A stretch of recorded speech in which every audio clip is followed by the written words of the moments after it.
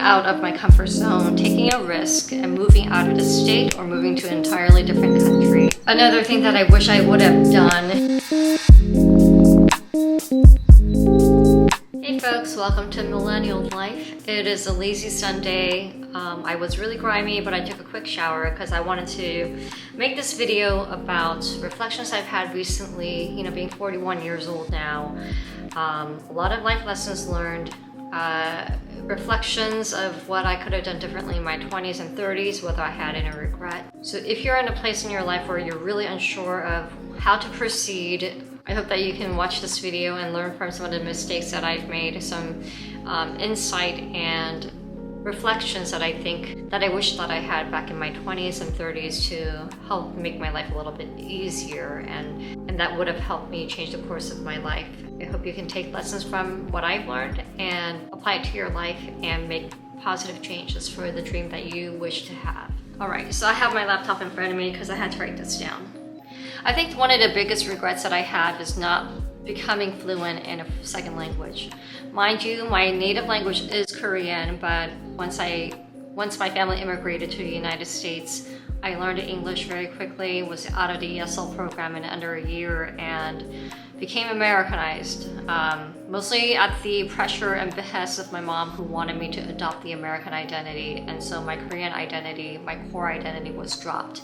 And even though I showed interest in wanting to learn Korean and attend Korean language school every week at a local church with my Korean peers, my mom refused to send me there because she would say things like, "You're American now, there's no point in you learning Korean, it's not going to do you any good." So that is regret number one, is once I was able to move out of the nest, so to speak, that I didn't have the agency or the courage to take up Korean seriously to become fluent.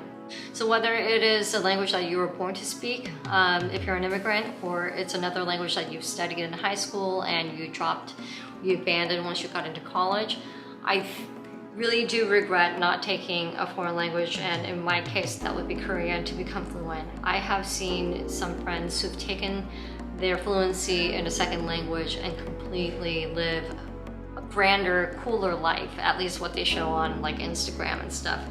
But I think learning a second language, helping you to be bilingual, not only does it help you in terms of your career opportunities, it opens many new doors. I think on a personal level, it opens your eyes to a whole different world, a different perspective of your place in the world and appreciating what is also out there. Now, second piece of advice I would give myself if I were 20 years old again, actually even all the way up to 29 and 30 years old, is stepping out of my comfort zone, taking a risk, and moving out of the state or moving to an entirely different country. I wanted to get out of my hometown. I wanted to get away from my parents, who were not the best, let's just say. I felt imprisoned by the words and the psychological manipulation and abuse that they imposed on me. I didn't have the courage to move out on my own until my late 30s. So if you're on the boat and you feel the external pressure of people trying to hold you down and keep you in place, you have no better time than in your 20s to take that risk. I would say it's even safe for you to take that risk if you're in your early 30s. So whether you decide, you don't know what to do in terms of career and you want to take a year or two sabbatical or work, teaching English in a foreign country like Japan, Korea, or China, now is the time to do it. And get that experience under your belt of having lived in a completely foreign country. Learn to live like a local and absorb the culture and learn from the people around you that are completely different from your home place. I think it's just so empowering to be able to build a network of people who are completely out of your degrees of separation. 1 or 2 degrees, great, but when you go and establish yourself in a foreign country, you're going to create a network of friends, colleagues, who knows, maybe even a family.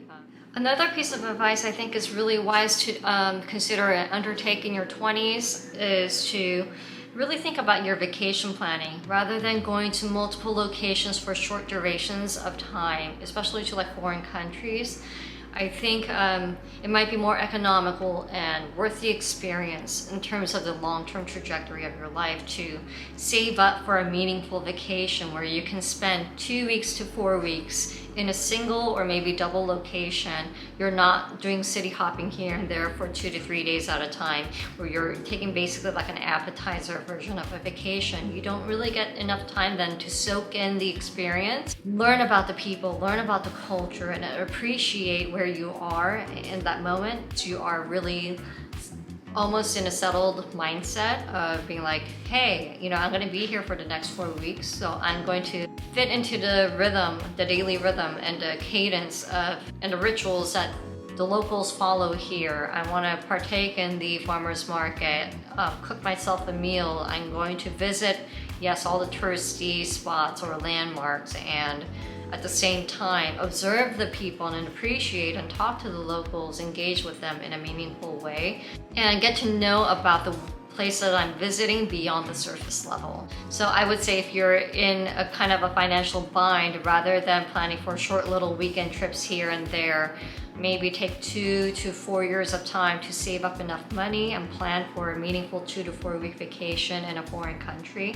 I think that's also a great substitute if you can't just pick up and leave your life, you know, and live in a foreign country to teach English for 1 to 2 years. This is a good alternative if you have a steady job, or you know, you are able to work several part-time jobs to amass small savings for vacation.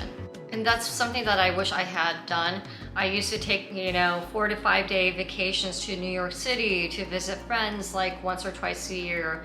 But I always wanted to go to Europe, but I never got a chance to. I still haven't gone. So I think that, you know, in retrospect, in my 20s, rather than spending what turned out to be thousands of dollars in multiple little trips, I would have saved that money, get together with a friend to go to a destination somewhere in Europe and stay there for, you know, 7 to 10 days. Something that has to do with now beauty and skincare that I didn't do in my 20s. Now the younger generation is a lot more aware of the dangers of sun damage, thank goodness, but I wasn't. I was that very stubborn, and I insisted on having a very dark tan pretty much all of my youth and up to my mid-20s, and that is wearing sunscreen every day. I remember in high school when I used to be a serious dancer, there was a dance camp in Santa Barbara, California. It was a weekend camp, and I remember we were dancing out on the tarmac, not the tarmac, but the asphalt parking lots.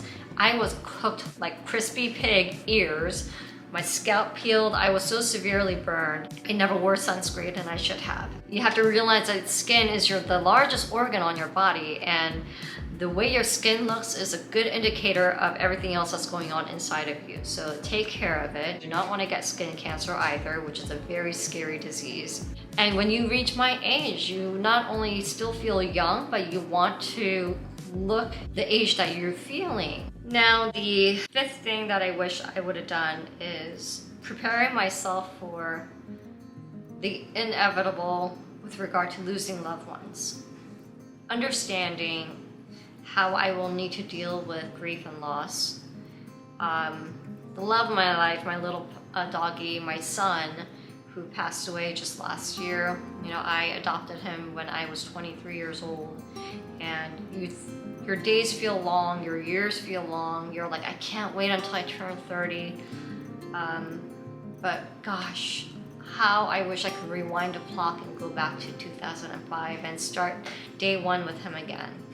And how woefully unprepared I was to deal with the passage of time, and with regard to his health, his decline.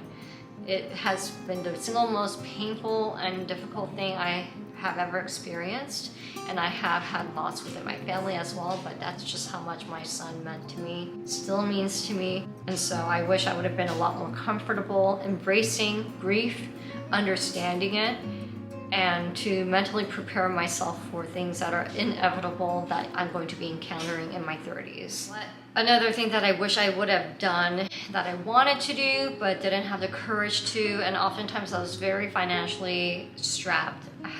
I wasn't making a lot of money, but I wish I knew where to find also like free resources to do, was to learn carpentry or doing something with my hands, something manual, where I can produce something of my own making. And I think it's so fundamental, especially in this day and age where having a default path of a corporate job, etc., is not as reliable as it was 40 years ago, even 30 years ago. Mass layoffs are just as common as getting rain here in the springtime in the Pacific Northwest. If I could tell my 22-year-old self, or how about 25 years old, making some money and still not sure what to do, I wish I would have gone into general carpentry, learned how to woodwork a little bit, just to start building stuff on my own. It is something now I'm thinking about embarking on in my 40s. It's never too late to dream a new dream. So if it's not woodworking, another recommendation is like learning how to garden and produce your own food, at least on a small scale, learning about plumbing, HVAC, home electrical wiring, and sewing. So being able to produce things that we take for granted every day with our own hands. These are skills that you can carry with you forever for the rest of your lives, and that you can monetize at some point in the future too, when this default path of being a cog in a wheel doesn't work out for you. Another thing that I wish I had done more faithfully, more strictly, strongly, is to live and be my values. This is something that I had to grow into gradually. I wish it would have been faster, because I think I tried to espouse being a risk taker, putting myself out there, coming off confident, but I think it was all very weak and disingenuous. I wasn't as authentic of a person. I had this sense of my place in society where, I came from a very poor family and I'm not good enough. So I always felt like my ceiling was down here. And so I had very self-limiting thoughts in a subconscious, even though externally I came off as this like outgoing and risk-taking person. And yet I had nothing to show for it. So I wish back then I would have lived my values of really going for it and sticking to it. When there was like the first sign of difficulty or challenge or things may not work out, I would abandon it. So there was also a lack of discipline there. But I would attribute it mostly to the psychological programming that my mom had done at a very young age. My parents were not the best. My mom especially was particularly damaging for me, and this was gonna go into my next tip, by the way. But all in all, I just wish that I had been a bit more faithful, have a backbone, stick to my values, and embody them, live them, breathe them, eat them, dream it, everything. I hope that you are doing that as well. It takes a lot of courage, especially if you come from an abusive background, and this is gonna go into my next tip. My next advice that I wish I would have given myself in my 20s is to get therapy. I needed therapy at that young age, and I think even though I didn't have the financial resources, I wish I would have taken advantage of it more when I was in college, because it was part of the health insurance plan when I was at UCLA. In addition to that, when I was out of college and I had my first steady corporate job, even though health insurance wasn't very great, at least giving therapy a genuine try. And if I weren't going to stick with it for a long term, at least try to get 4 to 5 consistent sessions out of it. So if you're in a position where you can't afford therapy, because therapy is so important, I would say try to save up a little bit for like a 3 session with a therapist, because even just having a minimal amount of sessions, someone to talk to, I found that it's so helpful. In fact, I'm getting therapy now. I took a pause a little bit because I'm feeling a lot better. Thanks to the therapy, talking with my therapist about what I want out of life, reconciling all the bad stuff that's happened to me in the past, the agency and control that I do have, and what I can do to direct my life in the direction I want it to go. So had I had that kind of help and support when I was in my 20s, who knows where I would be today. And who knows, I think my happiness index would be a lot higher, because I would have had somebody to help me understand and package and process the trauma from childhood through adulthood to poverty, the scarcity mindset, and the damage that had been done to my psychological state. So if you're in a position in your 20s, even in your 30s, it's never too late to start therapy. Therapy is expensive. A A lot of companies offer employee assistance programs where you can sign up for therapy on the spot. I recently took advantage of it at the company where I work because I really had an intense anxiety episode. I found it to be so helpful, so supportive. And so a company typically provides about like anywhere from 6 to 8 free sessions that you can take advantage of, and then you can apply your health insurance to cover at least part of the cost. Now this next one is definitely contingent upon your age, I would say, your stage in your life, because I think when you are in your 20s, this is the greatest amount of time you're going to have in order to, the cliche saying, make mistakes, experiment, experience new things. And that is getting involved in politics, civic engagement. This is something I was late to the show for, I guess you could say. I joined a political campaign, a presidential campaign in 2020, did a complete career pivot to support the presidential candidate and work as a director of operations for Yang 2020. I moved across the country by myself with my dog, picked up my life. I was in between jobs at that time, and it was the single most best decision because ever since then, my career has taken off far faster in the span of 3 years than it did in the past 15. Now, it wasn't just about the trajectory of my career that changed drastically thanks to this opportunity, but the fact that I really took the risk of moving across the country of this completely open-ended, you don't know what's going to happen situation. It actually paid off, and it continues to pay off every day. But instead of waiting in your 30s or your late 30s to get involved because you want to bring positive change to the working class, especially with the rich-poor gap widening and the disproportionate power that corporations have, gripped over our lives, I say if you are concerned at all with the direction of your life of your peers, your friends, your neighbors, and you see individual rights being stripped and also social programs being eroded and everything being commodified. I think, is it commodified? Commoditized? But in any case, basically commercialized and privatized.